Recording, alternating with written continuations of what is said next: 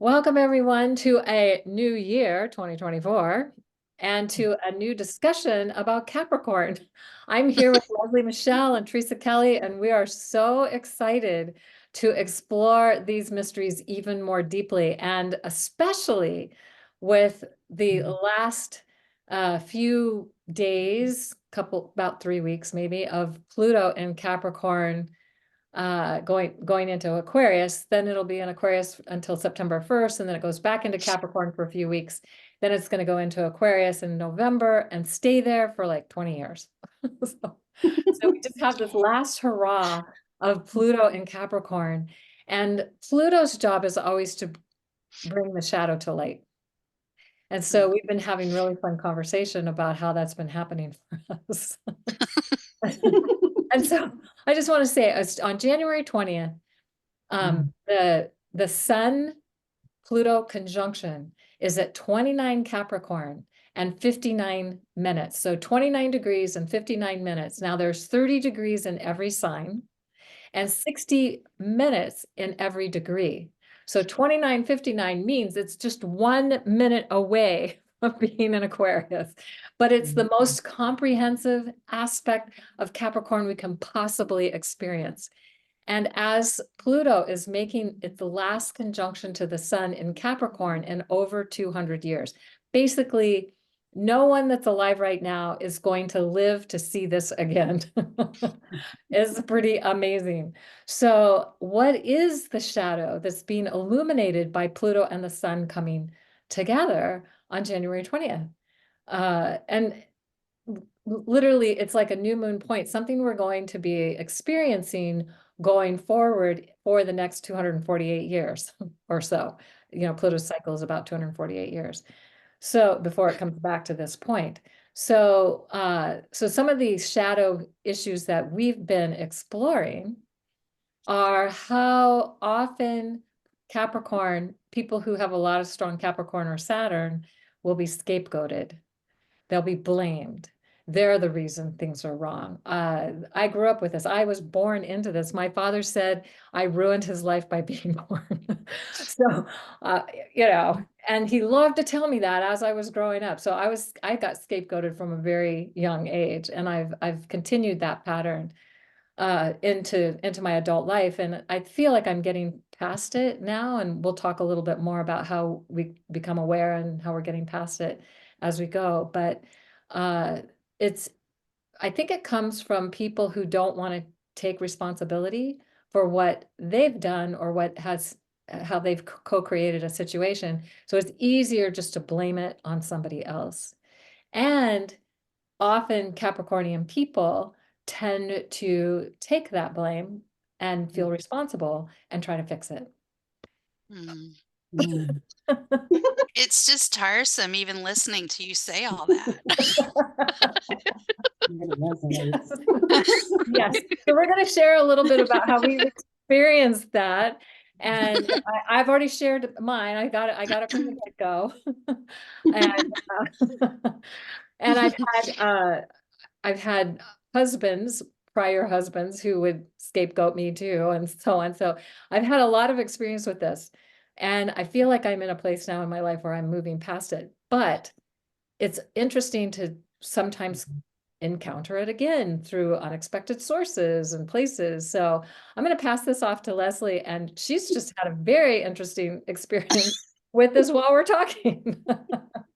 So yeah, it's true. And I think I was born into it as well. It was very similar, but it was with my mother. She did not want children, and being her first, she told me that frequently. She didn't want children. We weren't so bad, my brother and sister. She got lucky, she felt, as far as having children go, but she didn't want to have children. And very often, she was married a few times, and so it was very clear often that I was the burden. So I can assume that position very easily, be the burden, feel responsible for whatever went wrong, even when my mind is otherwise. It's just kind of like a reflex, I think, to get into. And I really feel like I was, and listening to you, Kaylin, and kind of really looking at again in my own chart, it's like, well, I was born for this time, because it really is so epic with Pluto and the Sun coming together in Capricorn like that. And I have my south node is on my rise, both at 17 degrees Capricorn. So I know that it's out of that direct contact, but it's still so there. And then I have Saturn on my moon in Aquarius. And I came out of the Saturn return going into all this Pluto stuff. And now Pluto's going to go into Aquarius. It's like, you know, if I don't learn to do things differently or let some of that go, I'm going to carry it for another 248 years, which is how many lifetimes? I think I've been doing it for a while. And I'm like, okay. But it is that, I think I talked about it in our last sharing too, where it was what I was made aware of from a really good friend and a little bit of therapy too, is that I lean into problems. It's very easy for me. I lean into them. And when I do that, they become mine, whether they're mine or not. And I don't always have the solutions, but I'm so willing to like try to do something, you know, to make it better or whatever. And so if it does, I get mixed up in things sometimes that really aren't mine to carry. And I, you know, it does feel like a burden. And I'm like, oh, I know this feeling. It's not a good one, but it's familiar. Right? So the Aquarian part is like letting go, breaking through that somehow, doing it differently, I think, mastering that on some level. So yeah, I'm laughing because I had a message from a friend who I wasn't able to respond to because we're having this talk. The response via text was never mind, you know. And I took that so personally, but I was laughing about it too because the timing was just such a perfect example. I'm not available to somebody. It's not like, okay, catch you later. It's never mind.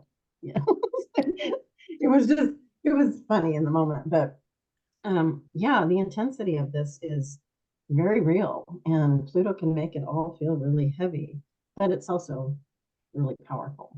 I mean, so there's that, but this is pretty exciting to me, and the accountability piece is huge. And I'm looking at it like on our personal level of, you know, myself, you know, being more accountable to myself and present with that lets me be more accountable to the real things in my life, real situations.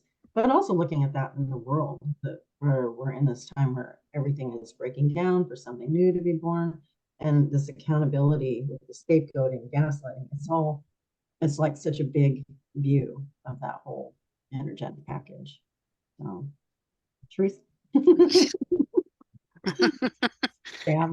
So my ascendant is at 29 minutes 50 or 29 degrees 50 minutes. So the feeling I get around this conjunction on my chart is like when you were little. I did this, took a magnifying glass outside and would focus a sunbeam and burn holes and stuff, leaves and things. I didn't play with matches. This is my pyrotechnic of choice, was magnifying glass in the sun. But that's what it feels like. It feels like I'm, you know, the light is not necessarily shining light, illuminating these things we need to release. It's burning them up, is for me. And so one of my spiritual teachers, Nicole, she referred to that as burning dross. And so I feel like, that's the truth for me right now, is that this is focusing in on the closure or my emergence from this really trying 15 plus years by the time it's all said and done. But this is an opportunity for me to throw things under that fire and let it burn away. Maybe not physically, but you know, I can focus on that energetically and let that go. You know, this is all really played out in a physical way for me. In the last year, especially, we had to actually tear a house down. And so it's like, so now we have a clean slate to build, but maybe we don't want to build there, you know? So it's like flipping all the really negative energy and looking at what's left when all the clutter is burned away, all the old things are burned away.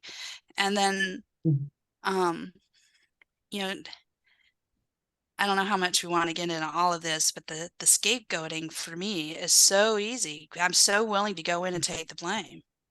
That's played over and over in my life. And, there's been times when I didn't step forward because I didn't want to get scapegoated because it was a pattern for me.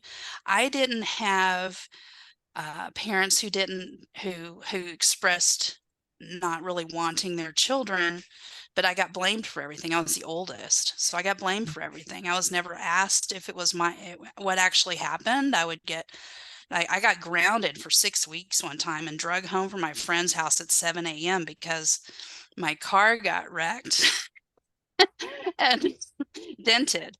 They got home from dinner and saw my car. My dad had rebuilt a Mustang for me, and there was a big dent down the front fender. Well, I didn't know how it happened, and I kept telling them, probably louder than I should have. I didn't know what happened. Well, it turns out my baby brother, who was 4 years younger than me and was dying to have this car instead of me, right, had backed it out of the garage and pulled it in and hit. We have a big freezer, or had a big freezer there. He had creased the fender along the edge of the freezer, caught the corner, and then he tried to fix it. Because my dad had all the stuff to do it, the Bondo and the paint and the tape, and I'm like, I don't know how to do body work, And then when he just crumbled on the sofa eating his cereal once he realized he couldn't get out of it, right? No apology. He didn't get punished, and so that was kind of the beginning. I think those types of things and things I don't even remember happening that started me building this wall of protection around myself, that it became so thick over time that it affects your energy. Taking responsibility for other people's stuff is a big energy suck. And or even holding the line for things that you believe in. And so it's been interesting with the help of therapy and with the help of other things. Other training I've done is, trying to release that automatic knee-jerk reaction of taking responsibility because I'm the one who can. Because I've gotten to do some fabulous things because I stepped forward when no one else did. But then you get blamed for everything that goes wrong. So, but to step back and say, is that mine? Is it mine to do? Maybe there's enough people in the room that can do that, and I just need to wait a little longer for someone else to step forward, or push back on, hey, no, that wasn't mine, So, yeah, it's hard and it's a tricky dance. Very tricky dance, very tricky dance. And I just have to say, I think I'm just realizing we were all oldest children. Yeah. Yeah. So that and girls with a lot of Capricorn and Saturn. So with you put those things together, and of course, yeah, interesting. Oh man, yeah, my parents were very harsh with the punishments, and I got grounded for 2 weeks, a month at different timings I know. because for something that that I don't think deserved that, but that was my opinion at the time. I would never have Yeah. done that to my children. Anyway, okay, so I love that imagery, Teresa, that you brought forth about the magnifying glass and putting, the sunlight and burning things. Because I feel like with Pluto, with the sun, it's like Pluto's the magnifying glass to illuminate the shadow. What is it that we need to see within ourselves right now? And within the structures of our world, our economic structures, our government structures, our educational structures, our religious structures, our whatever other kinds of structures we can think about, that we need to look at and put the light on, because there's so much underneath all of that that has been about domination, manipulation, control, blaming others. We can see certain politicians like, I never did that. It's not my fault. No, that's somebody else, pointing the finger somewhere else. And so I think maybe for those listening, it's like, how are you? I love this too, Leslie, that you talked about accountability. How are we being accountable to our own actions and our own process where we may be taking too much responsibility, or it's not even our responsibility. And or it is, some of it is, but not all of it, or what, just being aware and being willing to be responsible for our part, but not for everybody else's part. Yeah. It's delicate Exhausting. sometimes. And so the other, it's just to say that I have this pattern very strongly too. And I'm fortunate to have a husband who will say to me, it's not my job to fix it or make it better for him. That I can do that myself. This is not your fault. This is not something you need to fix. You just need to let that go and let me handle it. And he's done that enough in my life that I can now be less reactive or less taking on that responsibility. And it only happens occasionally. When we first got together, he had to say that to me a lot. So as you're saying, Teresa, a practice. It takes With the phone. practice to Yeah. use your tools, because it's one thing to write it in your journal and you have this aha moment, but it's really easy to just move on down the river. It's really a conscious practice to use the tools. And find the tools that that's, work for you. yeah, because not everybody's tools work for everybody. So finding what works for you, and I like the part about you touched on, I find myself so coping mechanism for me not to do my own work around this is to do a lot, that goes back to the doing addiction. I don't know that I have a doing addiction that's personal, but I will volunteer for things. I will, I've often said I've done my best work as a volunteer, and I'll pour myself into this job, and if it's my current job, I'll say is very healthy. In the past, I've had some positions or things that I served in that weren't as healthy, and they took a lot of energy to manage the accountability and the possibility of a scapegoating and making sure, I was driving in my lane, or, it's like, so it's a constant awareness, I think. And sometimes that's easier than others, having to deal with everything that's going on. But I think, Well, I don't know what, I'll go just ahead. I don't know what I think now. around the doing addiction. It's personal when you're doing to avoid. So even if you're volunteering, even, you could be doing the best work in the world, but you're avoiding your feelings, you're avoiding doing your own personal story, whatever that's about. And that's what's driving the choices to do what you do.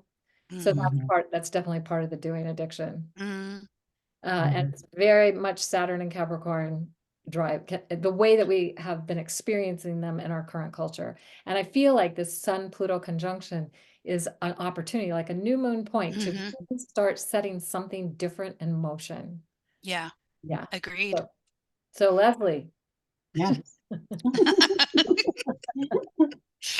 Well, I think this whole year, 2023 for me, was a year of actually changing that, like in the daily part, changing my thoughts, being aware of them, like what I'm, manifesting from that. And I know that that's, there's a lot of talk around that, the manifestation, but it's really true. Wherever you focus your attention, the energy is going to follow it, right? You're going to bump into it somewhere. So when it was pointed out to me, and it took me a few years that I do lean into my troubles, that stewed in my brain for probably 3 years before I was able to really I acknowledged it, but to oh, okay, this means daily work. It's not like, oh, there's a trouble, I lean into it. It's like, no, that's who I am. That's how I think. That's what so I'm magnetizing. And it's been filtering a lot for me. And like you had said, Teresa, earlier, you're like, is it mine? Asking yourself that. That's a big thing all the time. Is it mine? Is it real? Is it true? How impactful is it? Kind of doing this, and then just noticing my feelings. But it's been a constant thing, and making different choices. I'm in a work situation now that really is supportive of that. You know, it's very visionary, and it really is about, no, hold your boundaries, you know, I mean, as much as you have accountability, you know, request it of other people too. So that's kind of a big shift for me. Like, oh yeah, it actually works that way out in the world with some people. And then the relationships that I've been in, similar, like with you, Kaylin, where it's like, you know, you don't have to apologize for that. You don't. And finding somebody who's strong enough in themselves that I can just take a little breath on that has been, it's been really huge. But it's constant work because I will find myself going down that track automatically.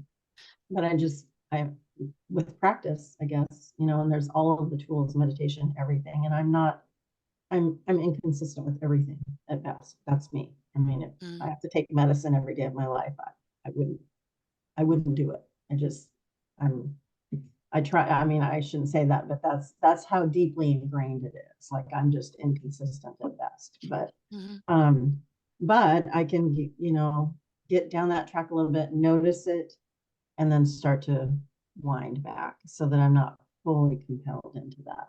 But it's been a big change. And I've noticed just from doing it, if I look at the beginning of last year to the beginning of this year, how much more peaceful I am inside. The peace is so valuable that I'm now like, oh, you know, I can do that. So that's my motivator, is peace. And when I'm in any type of confusion or chaos, it's just not good. And I will get myself there. I mean, it's, you know, I'll let the things permeate and I'll get myself there. Other people are just going about their business, you know, but so I've been really, really just, it's an inner journey, and not worrying. I haven't been worrying about the outside representation of it so much, what people think or what they see, or, you know, I'm still moving into my house. It's been 6 months and I'm okay with it. You know, I mean, normally I wouldn't be though, but I'm kind of going through things. I'm taking my time, you know, so it's just, I feel like, you know, again, I said it earlier, but it's like this time, I feel like it was made for me, and it's pivotal. And I love that we're focusing on it because, you know, it's huge. And for me, it's an opportunity to really restructure things. And I look forward to that. And the Capricorn part of, you know, for individuals, the more fun, more joy in the elder years, I'm looking forward to that too. Because, you know, the reverse thing of it. But it's like, well, what do I want to build? And what do I want to breathe my energy into? Is really, I think I was afraid of freedom, to be honest, because I might not be attached to something or someone, you know. So I'm kind of also revisioning what freedom looks like to me, that Aquarian piece of it. And it does have some structure though, still, you know, enough to keep me happy, but not so much to keep me bound up and burdened. And that again, it's a delicate balance, but it's just internal work for me. Beautiful. So yeah, I love this. We've looked at recognizing the pattern and seeing it within ourselves, and then what steps we've taken and how we're still working on it. And it's a practice. And that Pluto's here to Pluto and the Sun conjunction, but Pluto also, as it does its last dance at the end of the year through Capricorn, and how we are now seeding a new way of being with creating structures that are really supportive, that are really sustainable, that really work for us. That's what Capricorn is most interested in, to make those wise choices, to be the wise ones and examples for others to make those choices. Because if we're standing in the place of being responsible, accountable, willing to create something different and do it in a way that works for not just ourselves, but those around us, that sort of thing, then Pluto's done its work. Yeah. Wasn't that awesome? So any final thoughts from either of you? I just want it to get funner. Yeah. Me too. While we're still able to. I mean, I'm hoping this little Aquarius break lets us find some ways to inject fun into the structures as we create them, you know, the visioning we can do in this little respite as we close close it all up at the end of the year. Yeah. Well, and have some fun without worrying about it. They're feeling guilty. Right. Without, so are you being productive? You don't have this little thing over your head. So what are you doing right now? Is it productive? Are you making a difference? Are you doing what you're supposed to be doing? Are you cracking that whip? Can I just be the best damn yoga teacher on the planet? Isn't that enough? Exactly. So So we hope this has been illuminating and helpful and insightful, and that you'll take advantage on January 20th of the Sun's last conjunction with Pluto at 2959 Capricorn, at the most comprehensive, fully developed expression of Capricorn possible. And that we don't have to have it all figured out, but to have the intention to recognize that we can now roll with all of this in a new way and create a new way of being within ourselves and for each other and for our world. So with that, thank you, Kaylin. Thank you. Yes. Thank you both for being here. I love your insights. So good. It's so fun. Yay. Yay, we're Capricorn having fun. That's good.